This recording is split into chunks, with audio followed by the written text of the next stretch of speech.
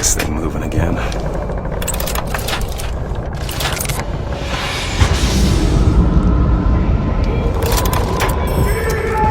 alright?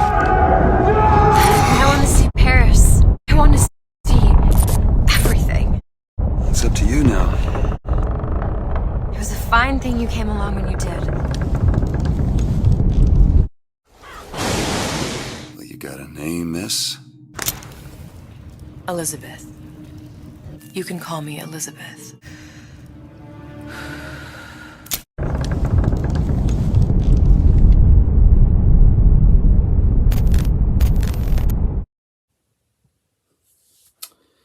So, we finally made it to the Burrow at Sea DLC. Now, I had talked about this in the original Bioshock Infinite video I did, but I wanted to discuss more about it, and why I don't really like this DLC. So let's get into it. This is my analysis on Burrow at Sea, part 1 and 2. So let's get into it. Story begins with Booker in his office, and basically a woman walks into his office. You wonder what this is about, and then he walks over to her and lights her cigarette. Well, you got a name, miss? Elizabeth.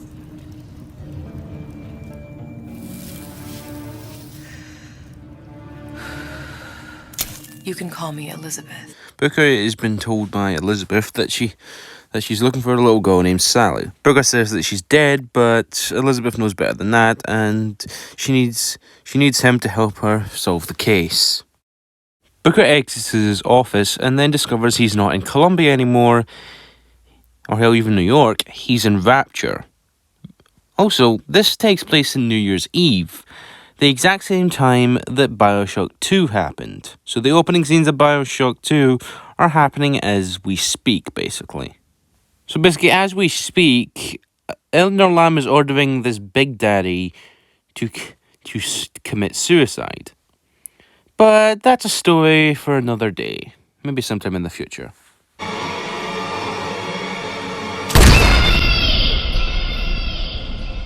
We explore Rapture for a wee bit before it gets destroyed later, and basically we meet up with Sandra Cohen, a psychotic painter.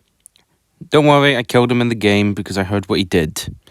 But basically, Elizabeth asks him where Sally, but he forces them to dance. They dance and answer questions, but when he doesn't get what he wants, he electrocutes them.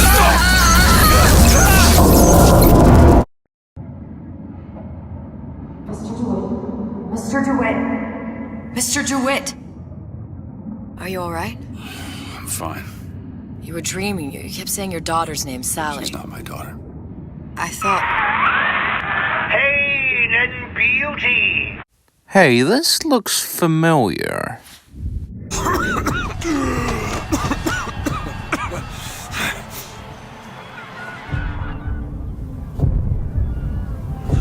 Anna.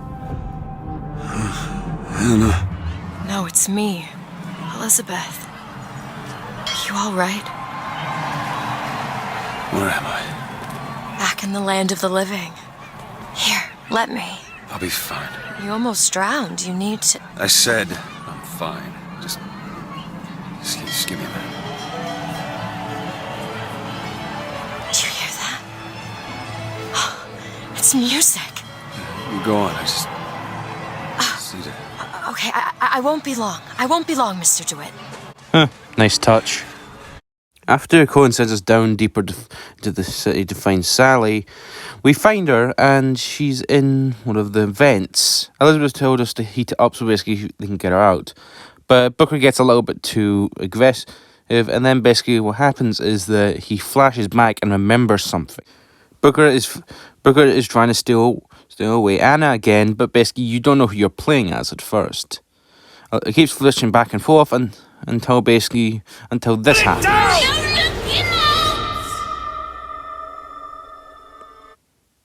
It turns out that this isn't Booker, this is Comstock. He just after Anna was killed and decapitated by Booker from another universe, he changed his name to Comstock. Well, he changed his name from Comstock to Booker and basically went down to Rapture. Lutess has also explained this, that basically he changed into a detective, and Elizabeth found him here. This is another Elizabeth from another universe.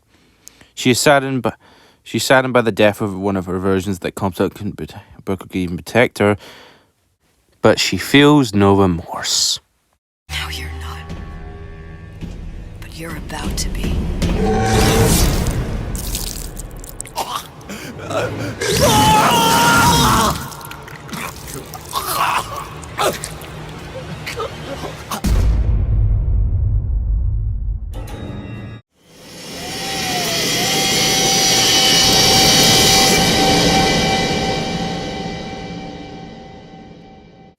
Part 2 opens up in Paris. Elizabeth is there, and she's happy. Everyone's saying hi, and basically, she's as happy as she could ever be. But we all know this isn't right.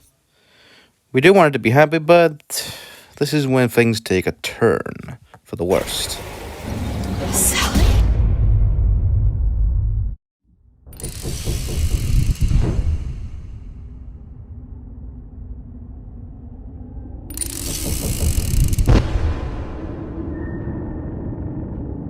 We wake up as Elizabeth now, seeing the dead corpse of Comstock, being held at gunpoint by Atlas and his goons. But a fragment of Booker appears as Atlas just wants Elizabeth to get killed.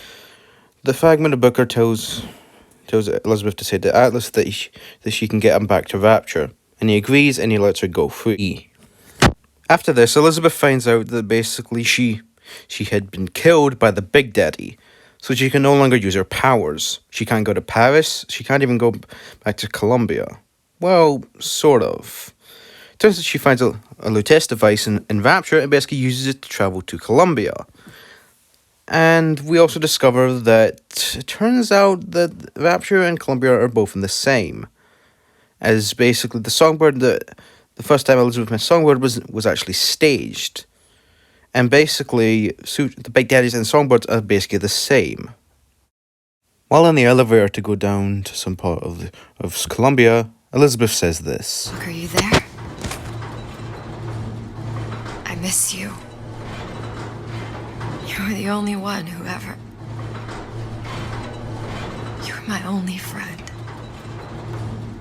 Booker, I'm not even here. I'm a projection of your own. could you humor me then? Please. I think Booker would miss you. As for how cold she was to Comstock's death, this just shows that she does still miss Booker. And she does technically miss her father. Comstock is an evil bastard and has now been killed by both Booker and basically a Big Daddy, helped by Elizabeth. But Booker might be still alive, as implied by the post-credit scene.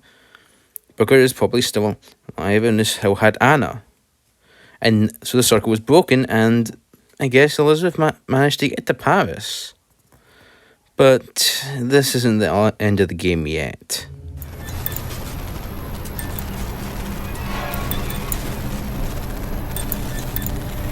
This world values children, not childhood.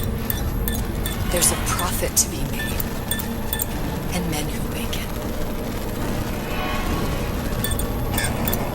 Elizabeth then bonds the Big Daddies to the Little Sisters, setting up the first short game in that plot of basically the Big Daddies and the Little Sisters. And also a Big Daddy kills Su Chong. So basically, yeah, that little Easter egg is fulfilled in. Elizabeth does everything that Atlas wants, and basically Atlas lets Sally go, but she doesn't get off lucky. Atlas is given the cone and basically sends up Jack into the city so the first events of Bioshock can happen. Since he's done with Elizabeth, But as Elizabeth has a vision, she sees Jack from the first game, and then we see that Jack saved the Little Sisters, including Sally. So everything she did was to save Sally and save the Little Sisters. Her sacrifice made the whole series happen. concluding it into a one big loop. And as Elizabeth dies of a brain concussion, Sally's there holding her hand. See, Olivia unroses the game, with the game starting with it. She smiles and dies.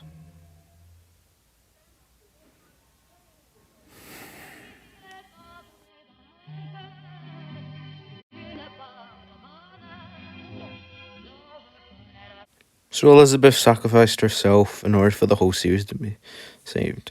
So technically, yeah, she still exists in another universe and she'll be fine.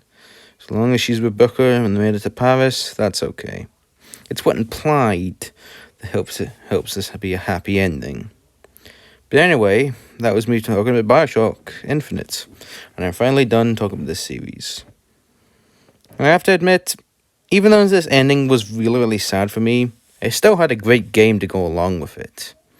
Bioshock Infinite is just a fantastic game with its world, its characters, and just how grand in scope it is.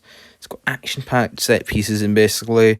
Hell, I might even do a video on the demos and basically discuss how the game could have been better from there, but that's just personal taste. And also, it's been fun to basically dissect and discuss this game, as it is one of my favourites. And it's been very interesting to talk about its characters, for the deep analysis and basically the sadness of both Booker and Elizabeth. And this game has really inspired me to even write a book, which is probably going to come out sometime soon in the future. You'll probably have to wait and see what happens then. So yeah. But yeah, I am excited to see if they bring Elizabeth back, or even though the test is for Bioshock 4 that's coming out soon. And basically, even if we get that Netflix movie, I would like to see if they could be able to adapt goodly like Bioshock Infinite. But I'm kind of done talking about Bioshock Infinite for now, and I think I might talk about the other games. So see when that happens.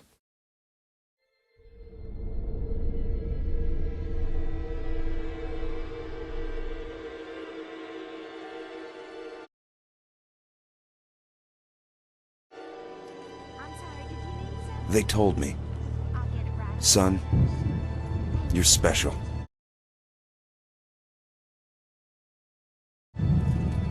You were born to do great things.